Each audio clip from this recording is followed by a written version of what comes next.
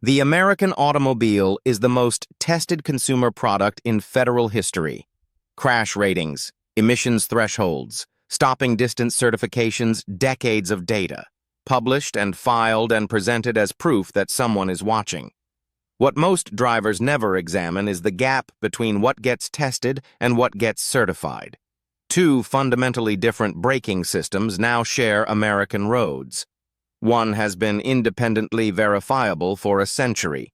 The other is governed by software that can be rewritten overnight. You've probably driven both. The certification looks identical on paper. What it doesn't show is who is and isn't permitted to check.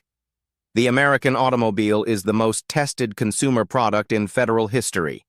Crash ratings, emissions thresholds, stopping distance certifications, decades of data, published and filed and presented as proof that someone is watching.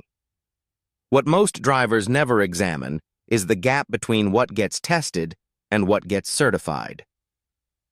Two fundamentally different braking systems now share American roads. One has been independently verifiable for a century. The other is governed by software that can be rewritten overnight. You've probably driven both. The certification looks identical on paper. What it doesn't show is who is and isn't permitted to check. Hydraulic disc braking has been the American standard for 60 years. The physics are fixed. A driver depresses a pedal, fluid transfers force to a caliper. The caliper clamps a rotor. Friction converts momentum into heat. The stopping distance produced by that sequence can be measured by any certified independent laboratory in the country. Any mechanic with calibrated equipment. Any journalist with a tape measure and a closed course. The federal framework governing brake certification was built around this system, repeatable, mechanical, auditable at any point in the vehicle's life. NHTSA stopping distance standards assume a brake that behaves the same way on the day of the test as it does 3 years later. Regenerative braking does not make that assumption possible. Tesla's braking system blends two inputs simultaneously. The electric motor applies resistance to slow the vehicle and recover energy. A conventional hydraulic system engages in parallel, with the software determining the ratio between the two in real time. The company describes this as seamless. The engineering literature describes it as a blended system dependent on software-mediated calibration. Those two descriptions are not in conflict. What they share, without advertising it, is a variable that traditional brake certification was never designed to hold constant, the software layer itself. Over-the-air updates to Tesla vehicles can modify brake blending parameters. The company has deployed such updates multiple times since 2018. Each update has the technical capacity to alter how the hydraulic and regenerative inputs are weighted during a stop. NHTSA's certification process requires vehicles to meet stopping distance standards at the time of manufacture. The agency does not require manufacturers to submit software updates affecting brake behavior for pre-deployment independent testing. The agency does not require recertification after those updates deploy. This is not a gap that was hidden. It is a gap that was never closed. The National Highway Traffic Safety Administration's formal framework for brake system evaluation references, Federal Motor Vehicle Safety, Standard 135, FMVSS 135 was last comprehensively updated in 2000. It predates the commercial deployment of software-blended braking systems by nearly a decade. The standard specifies test procedures for hydraulic service brake systems. It does not contain specific provisions for brake systems whose performance characteristics can be altered by a manufacturer after the vehicle has left the factory floor. Tesla vehicles certified under FMVSS 135 meet the standard as written. What the standard does not address is whether that certification remains descriptively accurate after an over-the-air update modifies the system it originally evaluated. The agency acknowledges that OTA updates to vehicle systems occur. The agency has not established a public recertification requirement for brake-relevant updates. Independent testing organizations that have attempted to track stopping distance consistency across software versions report that manufacturer test conditions are not fully published, making replication, and therefore independent verification, structurally unavailable. The certification exists. The ongoing audit does not, and the cars have been on the road for years.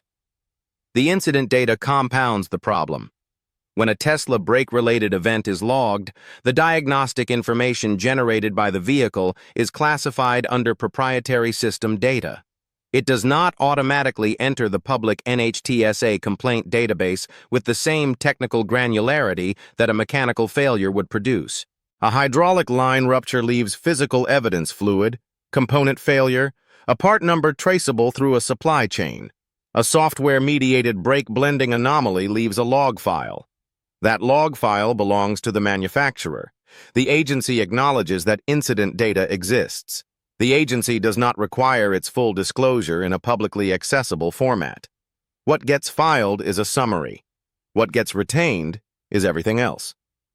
Automotive safety researchers who have attempted to study brake performance variation across Tesla software versions face a consistent structural barrier.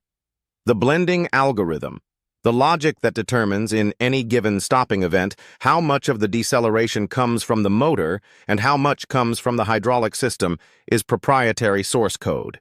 It is classified as a trade secret. NHTSA does not currently require manufacturers to disclose brake control source code as a condition of federal certification. Independent engineers studying the system cannot access the variable they most need to isolate. Researchers at independent automotive testing organizations have noted stopping distance inconsistencies across vehicles running different software versions under controlled conditions. The variance is not dramatic. It is, however, measurable.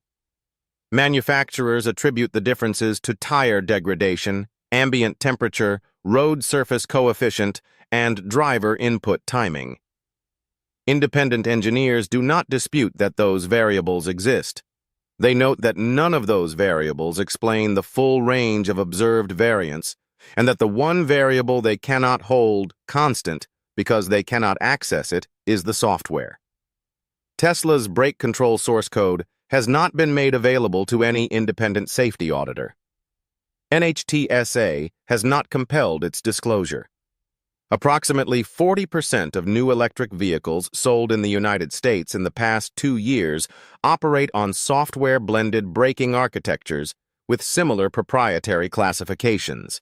Independent analysts are not permitted close enough to the source data to verify the manufacturer's own performance claims.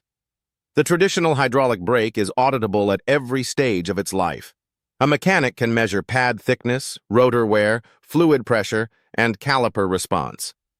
A laboratory can replicate any manufacturer test with standard equipment. A regulator can compel documentation of every component in the system. The paper trail is physical, continuous, and open to anyone with certification and a court order. The software-blended brake is auditable once at the factory, on the day it was built, under conditions the manufacturer selected, and has not been required to publish in full. After that, the audit belongs to the company. The update schedule belongs to the company. The determination of whether the certified behavior still matches the current behavior belongs to the company. No federal agency has publicly stated that this represents a safety gap. No federal agency has publicly stated that it does not. The vehicles are certified. The framework that certified them was written for a different machine. The machines are on the road, running software their owners did not install and cannot inspect, stopping or not. According to logic, no outside engineer has been permitted to read. The certification exists. The question it was designed to answer has changed. Nobody in a position to update the question has done so, and the cars are already on the road.